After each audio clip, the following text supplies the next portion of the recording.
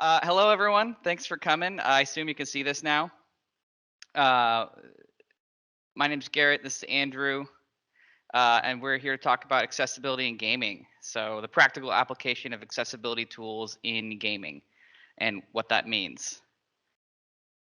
So yeah, we're going to be talking about just kind of a roadmap. We're going to introduce ourselves, give you kind of like the bird's eye view of what we're going to kind of talk about. Garrett's going to talk about some of like the general accessibility, like what is accessibility, and then we're going to go into a specific case study about how I used these accessibility tools with a patient, and then Garrett will talk about like some of the abstract concepts around it, and then we're going to show you some tips and tricks and where to find some of these accessibility tools, either software tools or hardware tools. And then we'll open it up for questions as time allows. Awesome. So, accessibility is a really big topic. So we thought we'd kind of break it down in both the macro and the micro view. Uh, Accessibility can range from having to hold your controller in a slightly different way, and it could go all the way to you need to navigate a game world with using only your head or your finger, or not being able to see at all and have to have visual assistance. So there's a lot of different ways that you could view accessibility, but the way that we are evaluating it is accessibility is being able to bring in games to someone who wants to play them and might not have the normal modalities of interaction. So we're going to kind of go through some of the processes that we would go through when we're assessing a patient. And then after that, Andrew's going to talk about a specific use case he used. So I use sort of a three-prong approach when I'm doing accessibility assessments. And I call it stepping through accessibility. So there's the first step is assessing the accessibility that is supported by the game and software itself. It might not be a game. Sometimes it could be an application on a phone or a computer screen or some form of software. But typically, software will have some form of support, and that's the easiest way of approaching it, because you might not need to go to do anything more intense than that. The second phase is kind of assessing the system-wide accessibility. So that would be at your operating system level. So for example, on an iPhone, there's a lot of accessibility features built in. On the Xbox and the Nintendo Switch, there's zoom features, there's controller remapping features and things like that we'll go into a little bit later. But that's what we're talking about there. So that the system supported features beyond the scope of the individual software. And then the third step is peripheral modification. So that can take the form of specific adaptive equipment, such as the Xbox adaptive controller, but that could also go with like 3D printed supports or third-party peripherals that you can purchase, or like physical like soldering or modifications that you can do to the controllers themselves. Or the hardware, depending on what you're trying to accomplish. But that's the hardest and most difficult solution. So that's why it's the last step in the process. So here's an example of the first step in game accessibility. This is also Mario Kart, so we'll just touch on it briefly because Andrew's going to go pretty deep into it. But you can see right here, there is some smart steering and auto accelerate. Those are both really good accessibility features.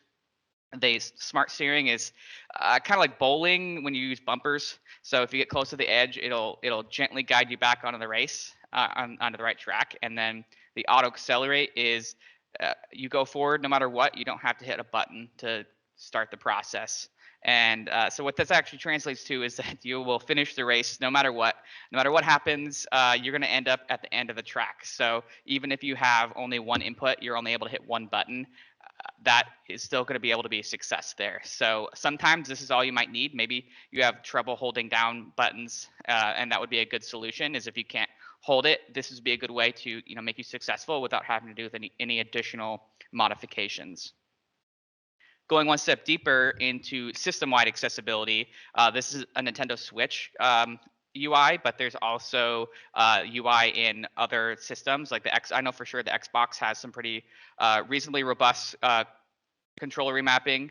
The PS4 does to a lesser extent as well, and as well as Android and iPhone both have different options for this, but they're all roughly the same. So this one, you can go in and you can say, hey, I want to remap this button.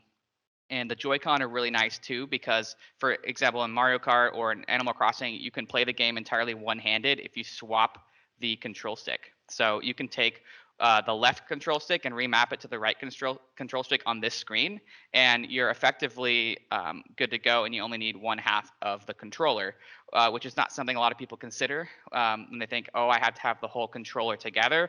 But if you rebind a couple buttons, a lot of the games on the Switch only necessitate the use of 3 or 4 buttons in totality. So being able to kind of look and assess like what are the important components of this, like what do I actually need to do, and the system will often let you provide that accessibility feature with minimal effort, which is the desired outcome. And then step 3 is the physical controller modifications. Has everyone seen this controller before? Can I get a thumbs up in chat if we've seen the Xbox adaptive controller? See some thumbs. Awesome. So this is a really awesome controller, and I use this pretty frequently. It looks kind of absurd for a controller. It looks pretty ridiculous compared to a standard feature controller. And most times I show people, they're like, whoa, what's going on here? But this is kind of like the gold standard for adaptive equipment for games. So on the back end, you can see there is like 17 3.5 millimeter headphone jacks, and they are used for adaptive buttons. So you can plug in anything into those, and it will serve as that button on the controller. So if you plug something into X, it'll press the X button. If you plug it into Y, it press the Y button, etc. And also, it supports remapping all of these to anything that you choose.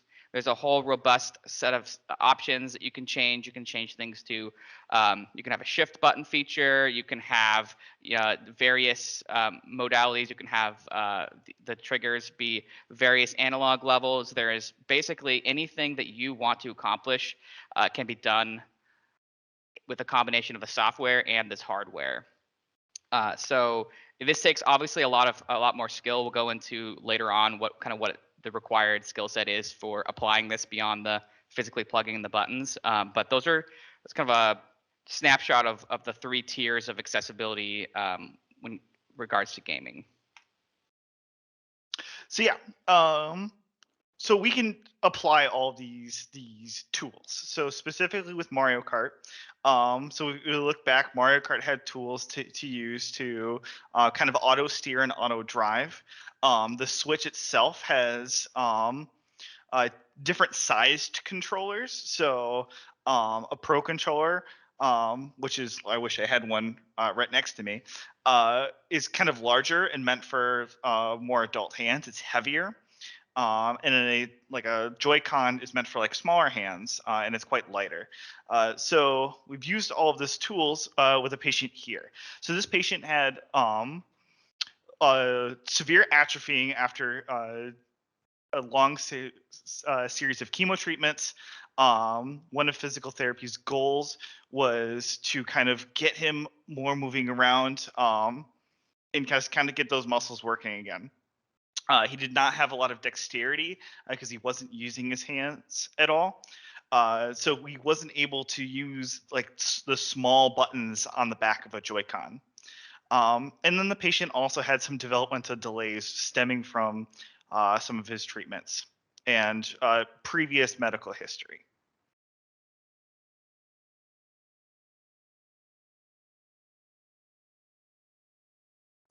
Cool. So how did we adapt? So as I said before, so he was too weak to hold the Pro controller. The Pro controller is kind of was my preferred method of working, of utilizing the Switch, just because it's the most ergonomically comfortable controller. If you've had, I don't know if any of you used like the Joy-Cons. The Joy-Cons are cool. They're great. They're light and easy to use, but they're not ergonomically comfortable. So most people prefer to use the Pro controllers, but the Pro controllers in this situation is way too heavy for him. He couldn't lift it off of his chest. But what he could do is he could hold the small 2-ounce Joy-Con. We made things easier for him by turning on the smart steering and auto accelerating, so he didn't have to worry too much about like holding down the A button to drive, because that took like physical strength for him to hold. Um, and then also because of the delay, the trying to the hand-eye coordination for steering wasn't all there. So he needed some help on that. We turned off items because he didn't have access to the back buttons, so we put it in versus mode instead of Grand Prix. And we also using that functionality, we also turned off the computer players. The computer players are they can be very easy, but there's no way to like make them just like stop driving when a patient is just like solid driving into a wall and not going forward. So in order to stop him from being in the bottom 3 places, we just turned off the computer players and he's just playing against me. And so if he beats me, that's his win. And if he loses, he's only in second place. And if he loses, he's only in second place. Which is a lot harder or easier to swallow. Exactly. So yeah, that was kind of how we adapted. And then as he got stronger, we were able to, all right, he can use items now. All right, he's getting more dexterity in his hands. He can use items. He's getting stronger in his arms. We were joking as he was getting stronger and doing his physical therapies, where he was able to hold his arms up like this, and we'd like, show me your guns, and he'd just show me his biceps and his muscles, and he was able to lift off. And he's like, feel my biceps, they're so big. And so that was that. He got super proud that he was able to upgrade from the Joy-Con to the Pro Controller. That was one of his goals, and so he was able to use all functionalities on the Pro Controller. We still kept like items off and computer players off because he still needed that cognitive accessibility, but he didn't need the hardware supports anymore. Pass it over to you. Yeah, so that kind of leads us into how do we turn, because a lot of people are say, okay, well, I know that we have some physical impairments that are preventing us from being successful, but we don't understand on how to turn that into gameplay. And so that's what I get when I talk to a lot of like OT, PT, or like rec therapists, or any providers in that situation, where I say, well, we can figure out how they can move, but we don't understand how to convert that into a controller. And the way that I look at it is it's effectively a puzzle. So all this is really like abstract thinking and assessing what things are appropriate in the context of gaming. And that doesn't mean that we have to have, so if a patient wants to play Fortnite, they're not going to be immediately as good as they were before whatever impairment caused them to not be able to be successful with a standard controller. But what we can do is we can figure out what is the bare minimum that they need to get playing, and that is the pathway we'll take to be successful in the game in general. And I usually start with Mario Kart as a general accessibility, and I'll use the Xbox adaptive controller with a Mayflash adapter to use it on the Nintendo Switch. I'll have resources at the end. But basically, we start with 2 buttons, left and right, and auto accelerate, no items, no other racers. They can go left and right. And if then they build up the confidence and then they understand, okay, well, I can do 2 inputs. Let's add items in. We'll have 3 inputs, or let's add drifting in. That's 4 inputs. And the same with Fortnite. People say, well, I can only hit 4 buttons. How can I play? Well, you don't actually need to hit. You don't need to hit every button. You don't need access to all the skill set in the game to be able to play it. And I think that's where a lot of people get hung up. Like, there's 16 things I can't. I can build and I jump and paraglide, and I don't know how I can do that. But I've gotten people successful at Fortnite that they could only use one hand, and we'll switch the axes. We'll combine the X and the Y axis so they can pan around this way, and they can move forward with only one joystick, and then they can shoot and they can jump. And they were able to play Fortnite. They weren't getting wins, but that's a pathway to start.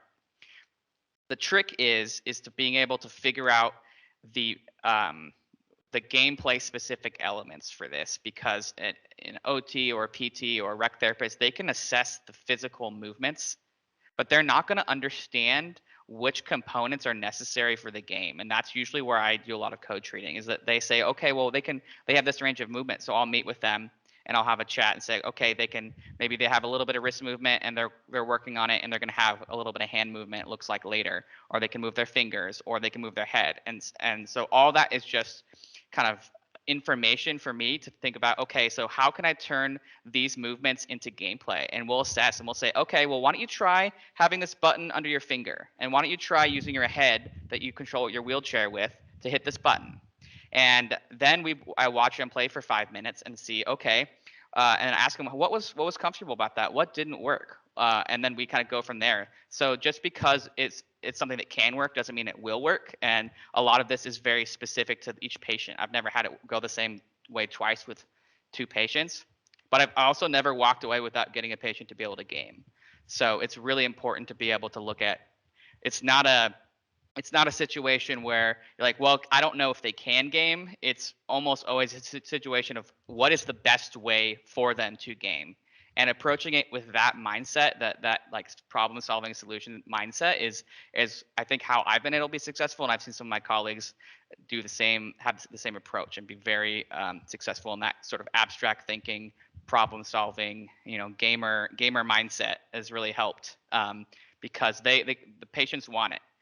And so you just kind of meet them where they're at and assess and use the gameplay knowledge that you have intrinsically, and then apply that to their physical movements and kind of make progress in that direction. So the biggest thing when it comes to like tips and tricks is like there's no limits really to what can be done. Um, so like the only limit is your knowledge of how to execute. So Google is your friend. YouTube University is absolutely phenomenal.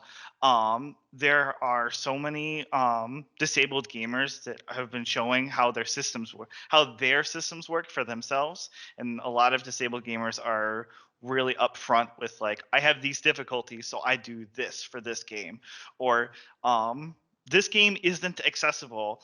It's not probably a good idea to use with my injury or my ability. There's quite a few resources that I like to use. The Tamlin Gaming Guide. I should have put this on the slideshow and I didn't, and I apologize. So the Tamlin Gaming Guide is fantastic, which is a website that's like fully searchable by like ability and requirements of the game. Able Gamers is a good resource. Can I Play That is a blog that reviews new games as they come out. Um, that's There's run by disabled forums for the gamers. Xbox Adaptive Controller too. So like people post like their templates or whatever controller mappings they have for certain games. Mhm. So like those forums are fantastic. And your own personal research.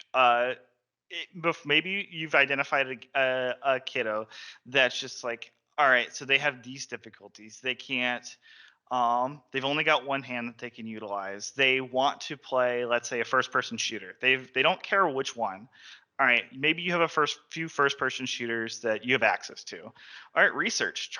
Let's play one of those games, and recreate your patient's uh, abilities yourself. All right, so I'm going to play this game one-handed. All right, this isn't comfortable. This isn't working for me.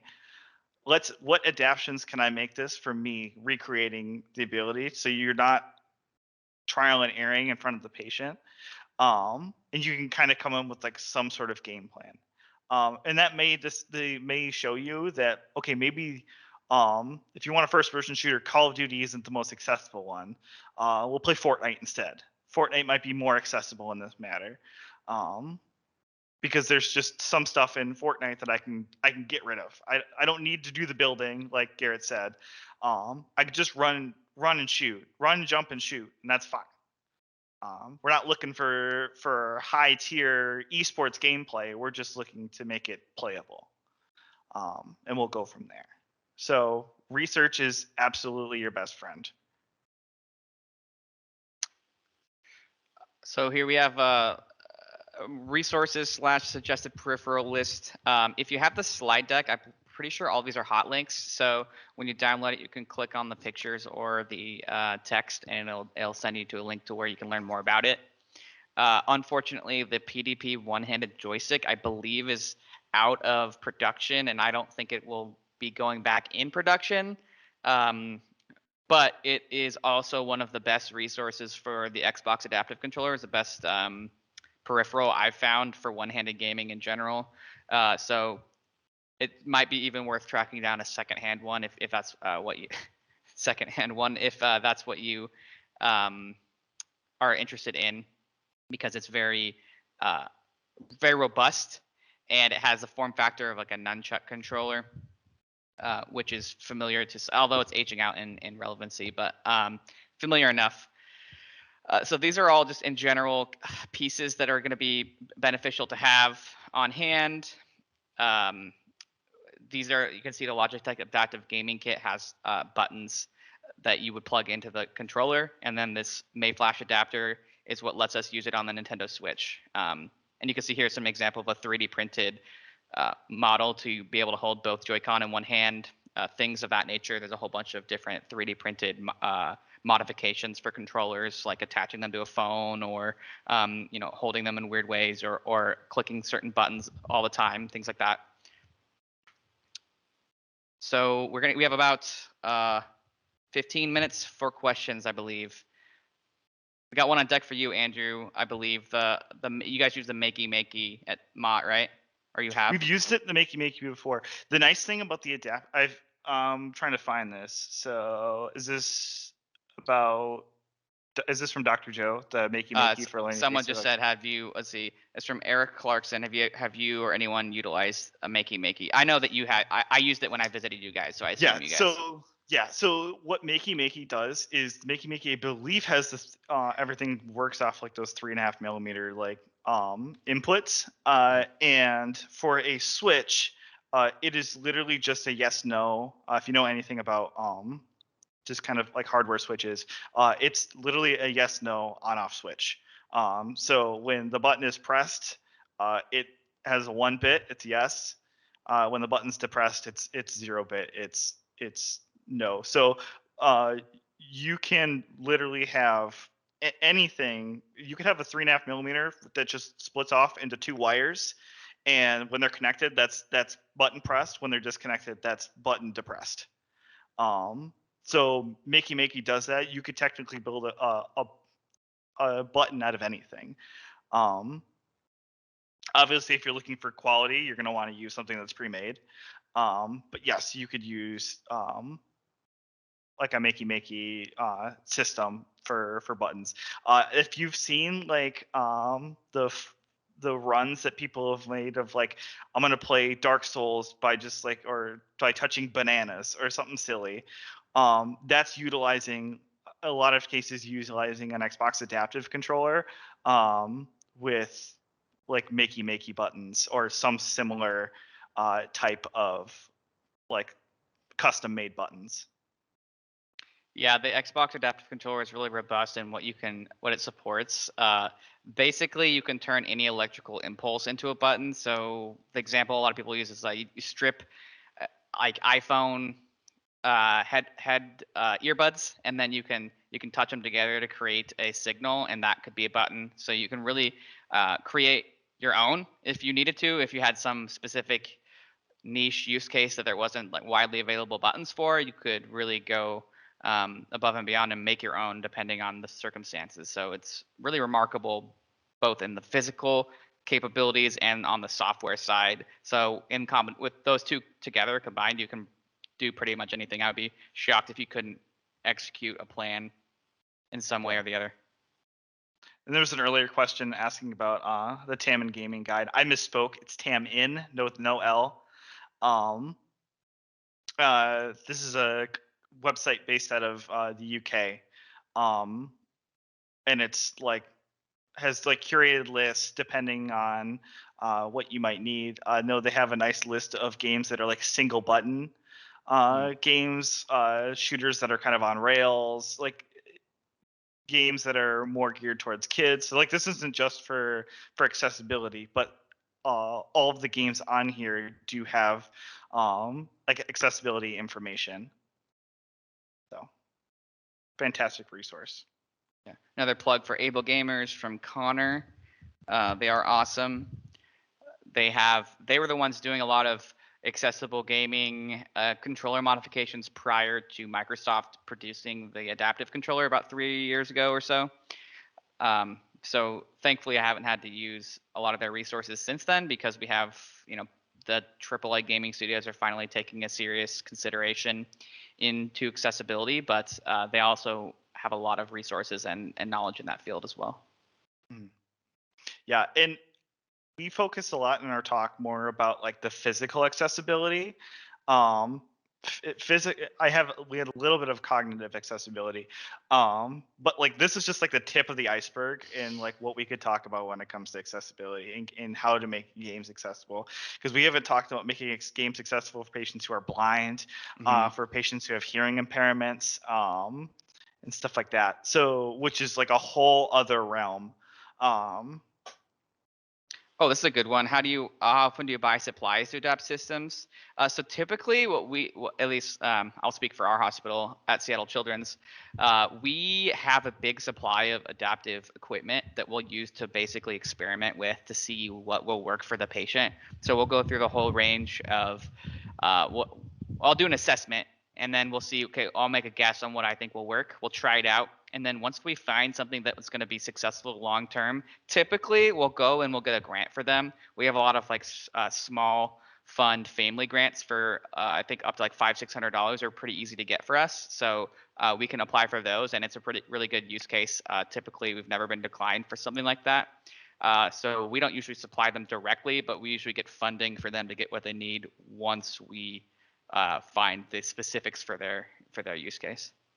So for for our hospital, for specifically gaming parts, we don't have a grant process for that. So anything like the patient can't take home what we've built with them, but I can work with mom and dad. Like this is the shopping list on what you need.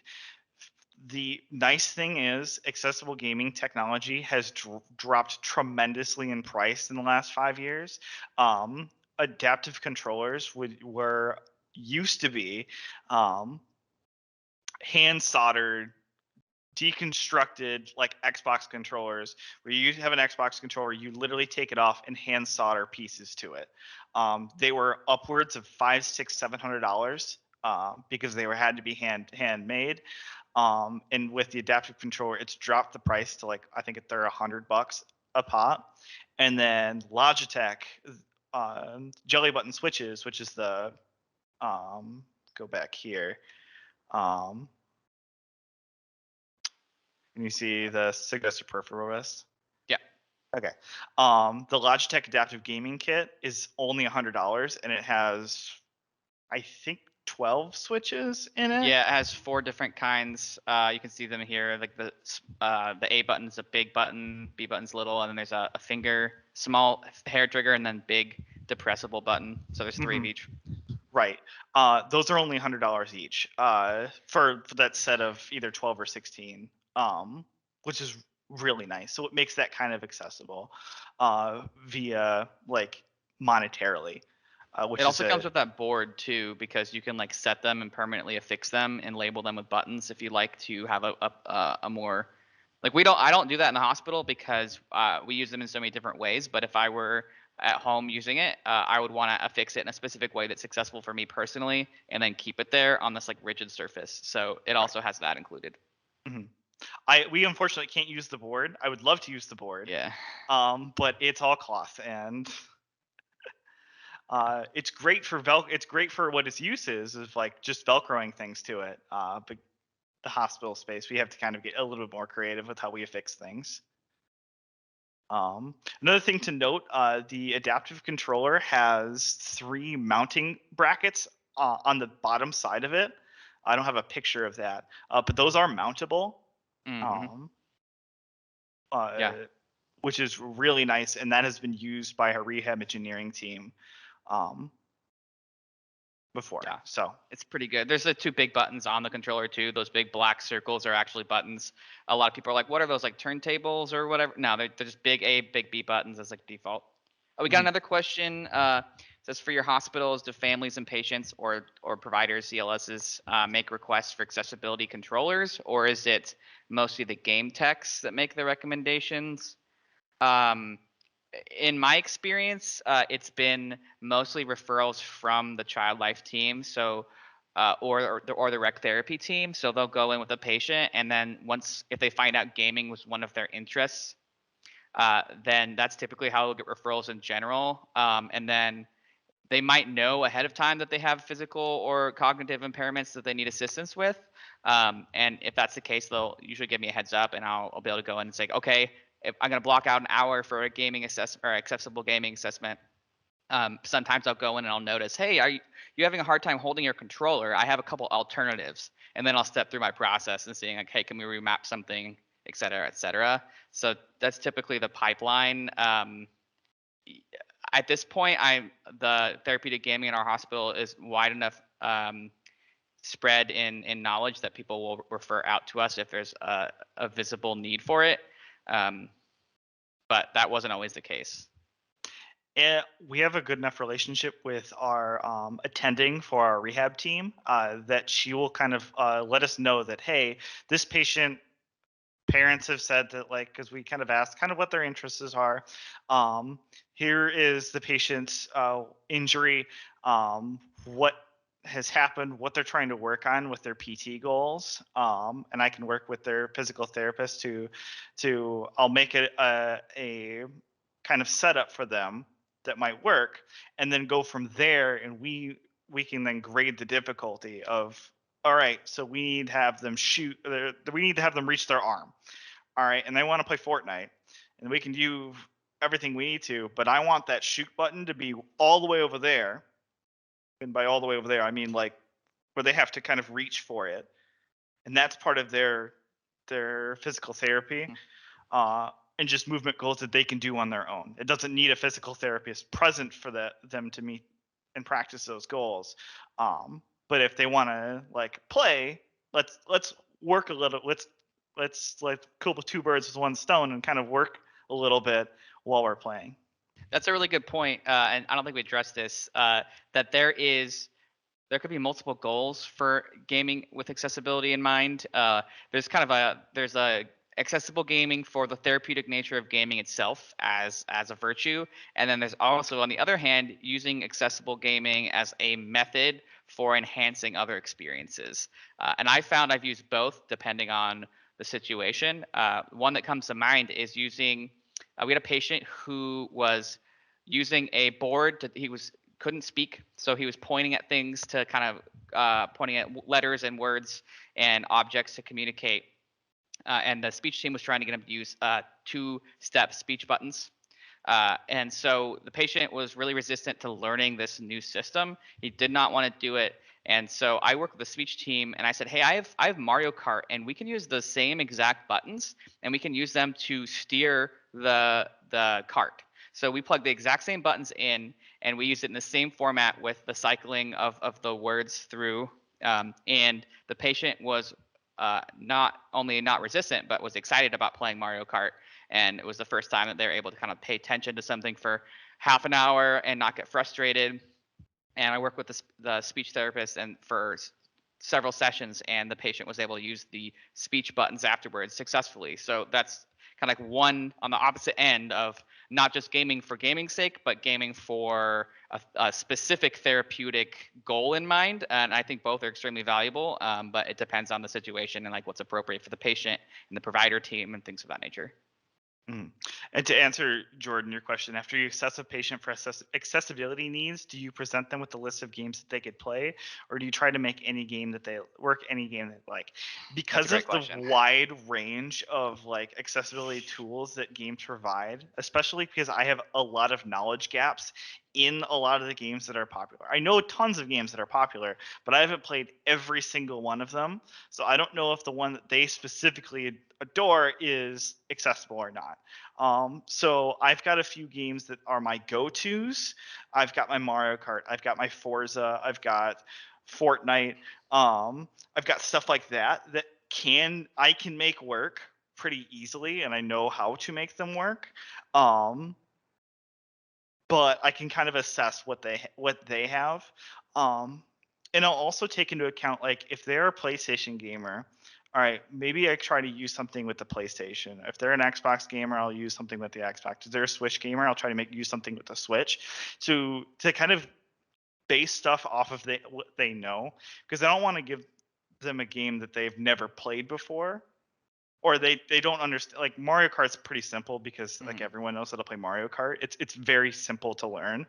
But like, I'm not going to give them like Fortnite if they've never played Fortnite before. Yeah, that touches on like the most important piece. I start every single patient that I'm doing accessible gaming with on Mario Kart, like no exceptions basically. We always do Mario Kart first. It's the simplest way of introducing the concepts of using an entirely separate modality for interacting with the game. And then I say, okay, well, what games do you like? And we might not have the game that they like, but having enough gaming knowledge, I can make an assessment and say, okay, well, we don't have Call of Duty, but we do have Halo. We can try that.